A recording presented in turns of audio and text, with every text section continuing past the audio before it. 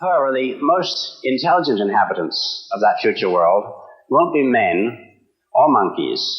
They'll be machines, the remote descendants of today's computers. Now, the present-day electronic brains are complete morons, but this will not be true in another generation. They will start to think, and eventually they will completely outthink their makers. Is this depressing? I don't see why it should be. We superseded the Cro-Magnon and Neanderthal men, and we presume we're an improvement. I think we should regard it as a privilege to be stepping stones to higher things. I suspect that organic or biological evolution has about come to its end, and we are now at the beginning of inorganic or mechanical evolution, which will be thousands of times swifter. Arthur C. Clarke fue uno de los autores más influyentes del siglo XX, no solo en la ciencia ficción, sino en el pensamiento sobre el futuro de la humanidad. Ingeniero, visionario, divulgador, escritor prolífico y creador de imágenes icónicas del porvenir, Clarke dejó una marca indeleble en la cultura moderna. Su obra literaria y ensayística trascendió los límites del género y lo convirtió en un referente global de la imaginación. Su aproximación al futuro, al misterio del cosmos y al destino humano era más filosófico, más contemplativo y, en muchos sentidos, más trascendente que la de sus contemporáneos del Círculo Campbell. Y a pesar de ser acusado, al igual que sus colegas, de poseer una prosa poco poética y adornada, llena de cientificismos y explicaciones, irónicamente su ciencia ficción era la más metafísica de vertiente dura. Lo acercaba más al aspecto filosófico sobre lo que es ser humano y cuál es nuestro destino. Arthur Charles Clarke nació el 16 de diciembre de 1917 en Minghead, Inglaterra, en una familia humilde de granjeros. Desde niño se sintió atraído por el firmamento nocturno, las estrellas y la ciencia. Él mismo contó, en más de una ocasión, que mirar el cielo del campo inglés lo marcó para siempre, sembrando en él la curiosidad infinita por lo que pudiera ver más allá de la atmósfera terrestre. Como supondrán, en su adolescencia comenzó a leer ciencia ficción clásica en revistas Paul y a interesarse por la astronomía y los avances tecnológicos. Esa mezcla de imaginación especulativa y rigor científico sería una de las características esenciales de su futura carrera. Durante la Segunda Guerra Mundial, fue especialista de radar en la Royal Air Force británica. Trabajar con esa tecnología, en pleno desarrollo de la época, lo hizo investigar aún más esos temas. Esta experiencia no solo le dio conocimientos técnicos sólidos, sino que moldeó su comprensión de la relación entre ciencia y sociedad. De hecho, fue en esos años donde desarrolló una idea que lo haría famoso: el concepto del satélite geoestacionario como herramienta de comunicación global. Hoy es una realidad que sostiene parte de las telecomunicaciones modernas. Llaman geoestacionarios a los satélites que permanecen aparentemente inmóviles o estacionarios sobre un determinado punto de la Tierra. Para que se logre ese efecto, son necesarias dos condiciones: que la órbita del satélite se encuentre sobre el plano del ecuador y que su período orbital esté sincronizado con el de la Tierra, para acompañarla en el mismo tiempo en que ésta realiza una rotación completa alrededor de su eje. Con 3 satélites geoestacionales ubicados a una distancia de 120 grados uno del otro, se cubre todo el globo, asegurándose así un sistema mundial de comunicaciones. El primer satélite geoestacional fue colocado en órbita en el año 1964. Este aporte, publicado en 1945 en la revista Wireless World, alcanzó estatus histórico. Muchos lo consideran uno de los mayores aciertos visionarios del siglo XX. Al punto que la órbita geoestacionaria fue bautizada informalmente como la órbita de Clarke. Prosiguiendo, su carrera como escritor comienza en carácter divulgativo, con artículos para la revista de astronomía Urania. En 1946, tras ser desmovilizado de la Royal Air Force, inició sus estudios universitarios en física y matemáticas en el King's College de Londres, donde se convirtió en un divulgador científico respetado. Su primer relato de ficción, Luke Hall, fue publicado en una revista norteamericana, la legendaria Outstanding Science Fiction, editada por un viejo conocido de este canal, John W. Campbell Jr., conformando de esta manera el trío estrella que se conocería con el tiempo de los tres grandes de la ciencia ficción, junto a Robert A. Heinlein e Isaac Asimov. En los años 50 y 60 su nombre se consolidó como uno de los exponentes más destacados de la vertiente dura, historias apoyadas en fundamentos científicos sólidos, pero cargadas de una sensibilidad poética y una visión cósmica inconfundible. En 1968, Clarke saltó definitivamente a la fama mundial al colaborar con el cineasta Stanley Kubrick en 2001, Una odisea en el espacio, un proyecto de 3 años de trabajo simultáneo entre la película y el desarrollo de la novela basado libremente en su cuento El Centinela, que fue publicado en el año 1951. Esta historia es sobre el encuentro accidental de 2 astronautas con un artefacto extraterrestre de forma piramidal. Tras esto, el objeto comienza a mandar señales al espacio profundo. El protagonista deduce que posee millones de años y la civilización extraterrestre que la dejó allí se percató que, si bien había vida en nuestro planeta, no había ninguna inteligente, ni mucho menos con la capacidad para la tecnología interestelar con la que pudieran hacer contacto.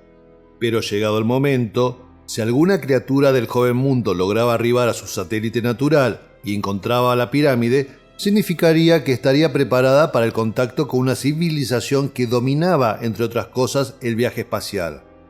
Esta historia llamó la atención de la leyenda del cine Stanley Kubrick, que le propuso escribir un guión de ciencia ficción para su próxima película. El cineasta quería darle una aura seria al género en su variante cinematográfica, alejándose del estilo barato.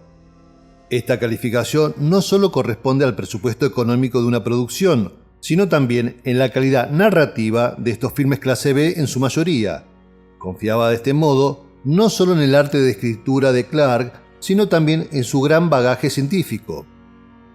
Como se dijo, después de más de 3 años de trabajo, la película se estrenó con el nombre de 2001 Odisea en el espacio, una de las mejores películas no solo de la ciencia ficción, sino de la historia de la cinematografía. Por su parte, Clarke publica la novela con el título homónimo. La obra se puede comprender también como algo independiente de su versión fílmica, mucho más que una versión escrita de lo que se vio en la pantalla grande.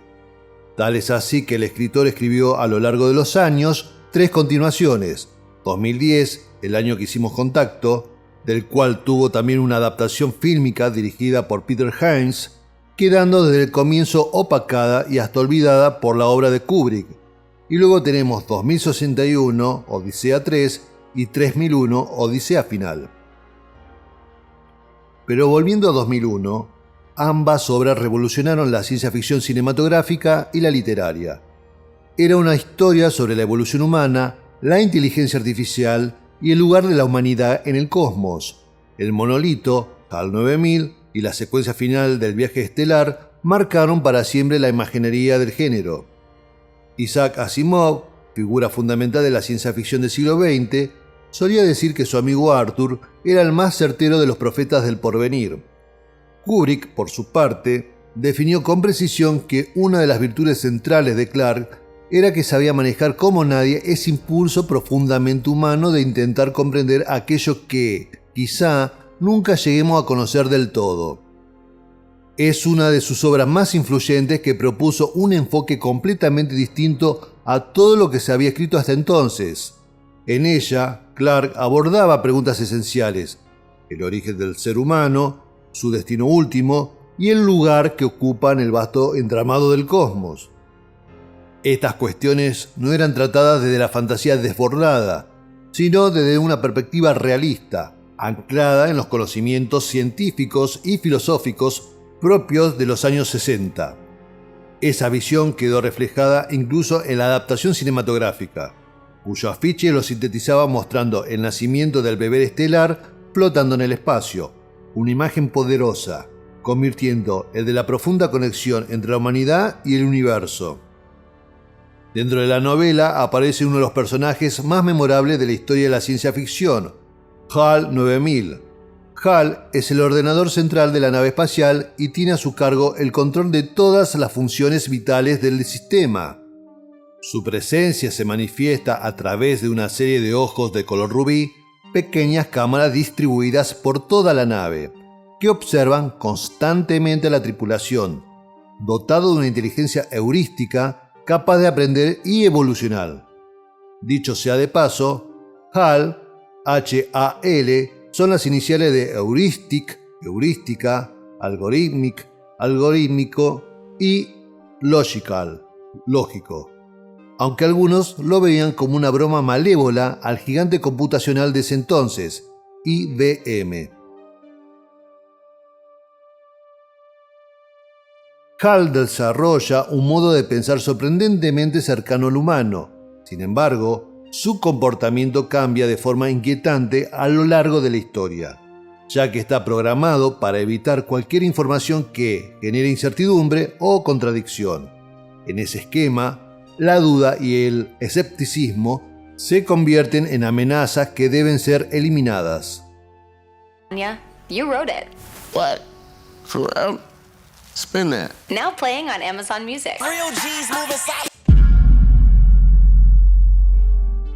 Clarke no solo dejó una huella imborrable como narrador de historias futuristas, sino que muchas de las ideas que imaginó décadas atrás terminaron materializándose en la vida cotidiana, confirmando su extraordinaria capacidad de anticipación. Su ciencia ficción se distingue claramente de otros enfoques más espectaculares del género. En sus relatos no abundan las batallas grandilocuentes, los dispositivos de teletransportes, ni las armas futuristas que disparan rayos imposibles. Tampoco hay explosiones ruidosas en el vacío del espacio, ya que respetaba una verdad física elemental. Allí donde no hay aire, reina el silencio absoluto. Su obra se mueve en un delicado equilibrio entre la ciencia rigurosa y la especulación imaginativa. Más allá de los avances tecnológicos, Clarke buscaba un significado trascendente para la existencia humana. Su gran aspiración era que la humanidad lograra superarse a sí misma, aunque también era consciente de que ese salto evolutivo difícilmente pudiera darse de manera espontánea. En 2001, esa transformación está simbolizada por el enigmático monolito prismático, que reemplazó a la original pirámide del cuento, una figura que Kubrick convirtió en un ícono del cine.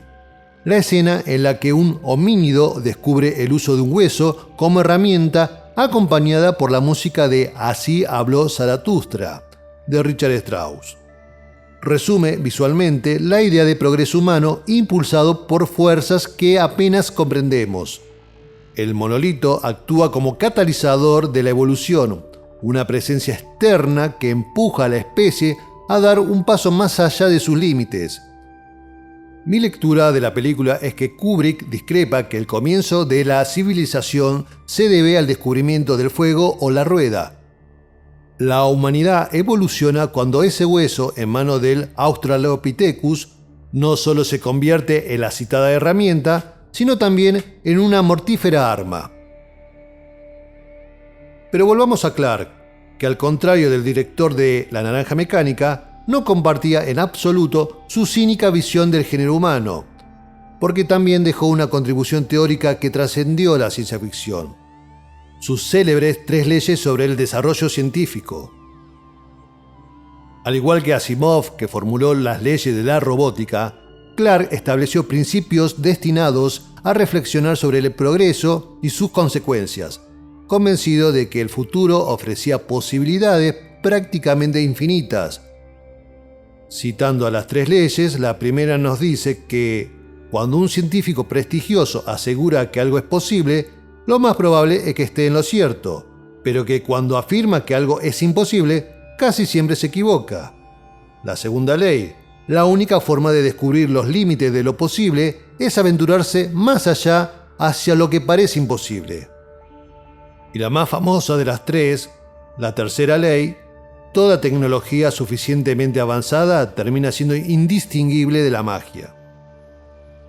Sus relatos no se limitan a imaginar máquinas, sociedades futuras o descubrimientos científicos. sino que plantean interrogantes fundamentales sobre la identidad humana y el rumbo de nuestra especie. En ese cruce entre ciencia, filosofía y asombro reside la vigencia de su obra y la razón por la cual sigue siendo una referencia ineludible del campo. A diferencia de Asimov, que se concentraba en sistemas sociales y lógica racional, y de Heinlein, que exploraba la política y la libertad individual, Clarke ponía el foco en la dimensión cósmica, en el misterio del universo y en la pequeñez y grandeza de la humanidad. En el año 2130, un objeto interestelar ingresa a nuestro sistema solar, llamando la atención de los gobiernos y científicos de la Tierra y planetas aledaños que ya han sido colonizados.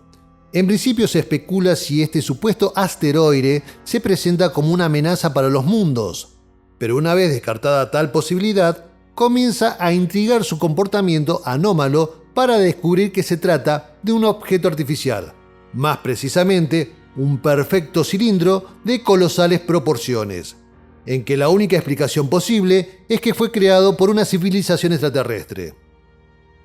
Este breve resumen corresponde a Rendezvous with Rama o Cita con Rama, publicado en el año 1973. Son ejemplos perfectos. Una nave gigantesca alienígena entra al sistema solar y los humanos, incapaces de comprenderla o detenerla, solo pueden contemplar su paso.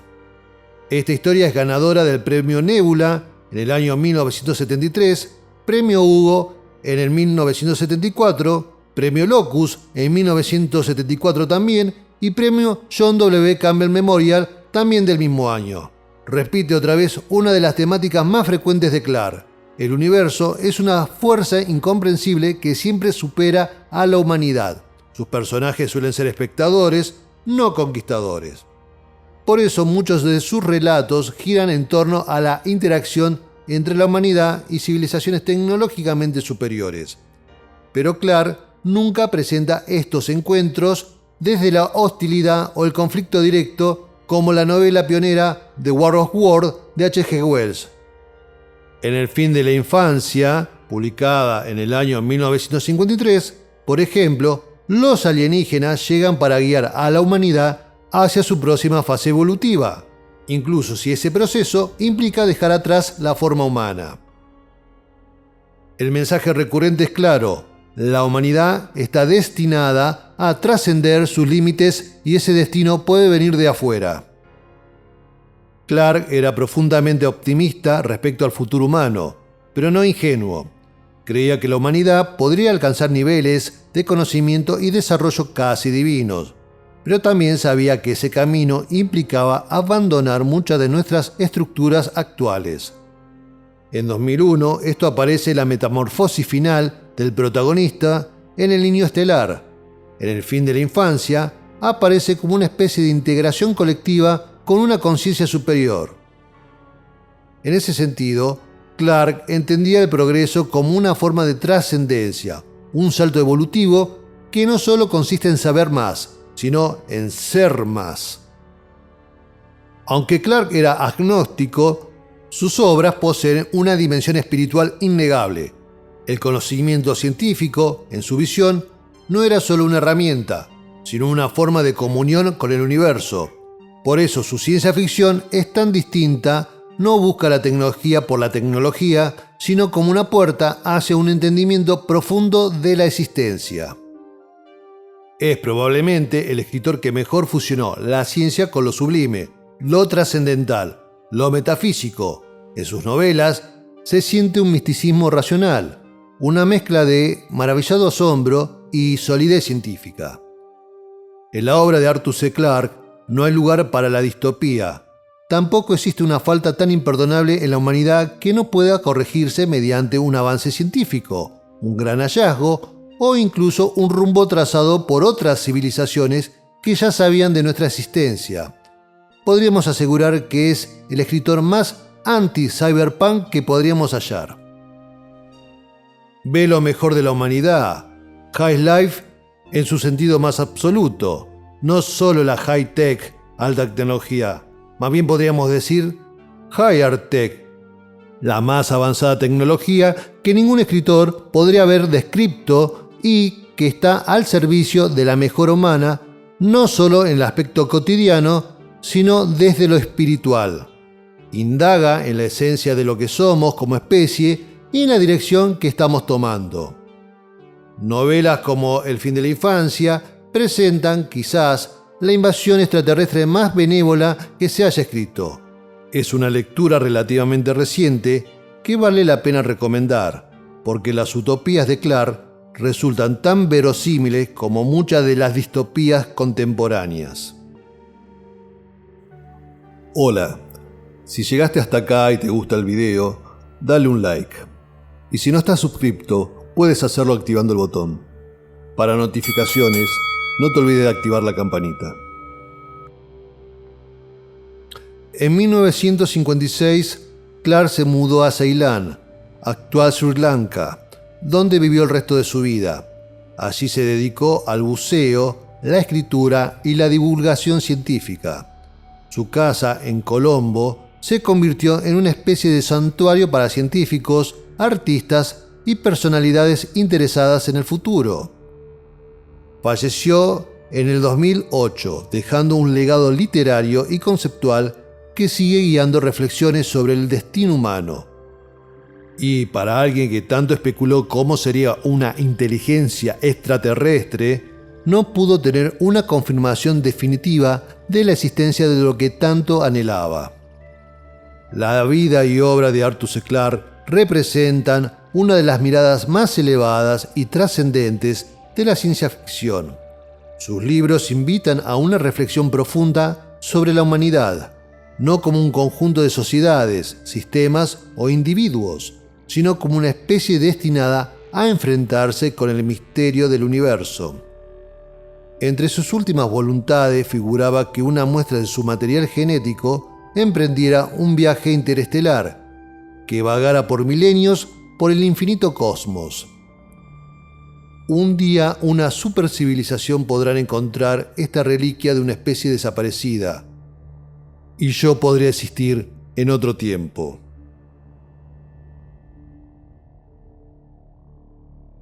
Y si te ha gustado este video de Arthur C. Clarke, uno de los 3 grandes de la ciencia ficción dura, te invito entonces a ver estos otros 2 videos que hablan sobre Isaac Asimov y Robert A. Heinlein. No te los pierdas.